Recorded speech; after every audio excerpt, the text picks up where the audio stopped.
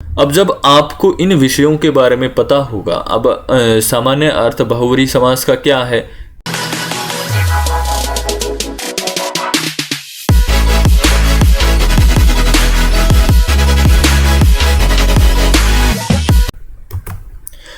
ओम नमस्ते जी। आज हम समास प्रकरण से बहुव्रीहि समास के बारे में आपके साथ चर्चा करेंगे। इससे पूर्व हमने आपके साथ केवल समास, कौन सा समास, केवल समास, जिसका अर्थ है विशेष संज्ञा विनिर्मुक्त केवल समास, इसके बारे में चर्चा की थी। इसमें हमने आपको सूत्रों के साथ साथ उनके अर्थ के साथ उदाहरणों के रूपों को सिद्ध करके भी प्रस्तुत किया था। केवल समास के पश्चात हमने अव्ययी भाव समास के बारे में आपके साथ चर्चा की थी, जिसमें प्रायण पूर्व पदार्थ प्रधानो अव्ययी भाव, अर्थात जहां पूर्व पदार्थ की प्रधानता है वह अव्ययी भाव समास कहलाता है।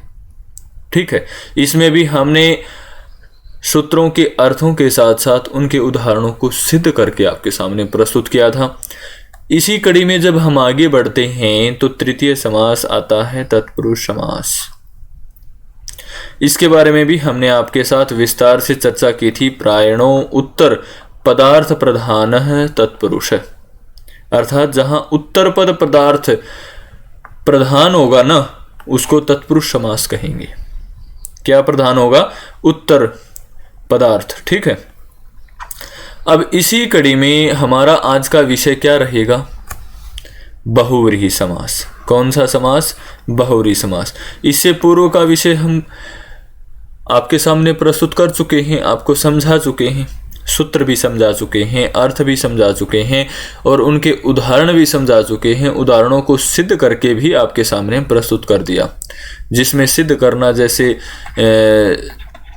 सिद्धियां जो होती हैं उनके बारे में आपके साथ विस्तार से चर्चा की है, जो कि शास्त्री आदि क्लासों में भी आती हैं, कक्षा 12, कक्षा 10 और MA आचार्य आदि की कक्षाओं में भी आती हैं। साथ ही साथ आप जहां कहीं भी संस्कृत अध्यापक के पद पर सुशोभित होने के लिए अग्रसर रहते हैं, वहां पर भी इन विषयों के बारे में आपसे पूछा जाता है।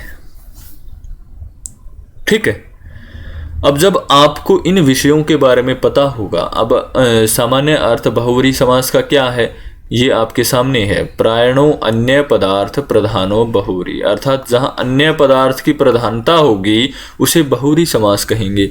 अब आप कहीं साक्षात्कार अर्थात इंटरव्यू के लिए जाते हैं और वहां आपसे पूछ लिया जाता है कि बहुव्रीहि समास का अर्थ क्या है, उसमें क्या बताया गया है,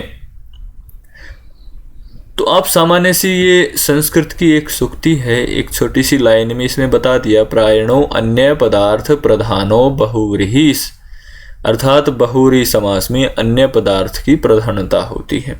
तत्पुरुष में उत्तर पद की प्रधानता होती है, अव्ययी भाव में भिन्न की होती है, केवल में भिन्न की होती है। इसी प्रकार आगे समास आएगा द्वंद्व समास, उसमें उभय पद।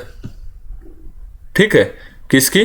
प्रायणो उभय पदार्थ प्रधान द्वंद्व। अब ये मिश्रित में लिख रखा है, इसको हम प्रायण भी कर सकते हैं और उभय भी कर सकते हैं। ठीक है, इस प्रकार हम आपके सामने प्रस्तुत कर सकते हैं। तो ये द्वंद्व समास का अर्थ है। तो आज का हमारा विषय क्या है? आज से हम किस विषय के बारे में आपके साथ चर्चा शुरू कर रहे हैं? वो है बहुव्रीहि समास। बहुव्रीहि समास के बाद हम द्वंद्व समास के साथ चर्चा करेंगे आपके साथ। ठीक है, आइए थोड़ा सा हम आगे जब बढ़ते हैं तो एक समास का फल स्वरूप आता है।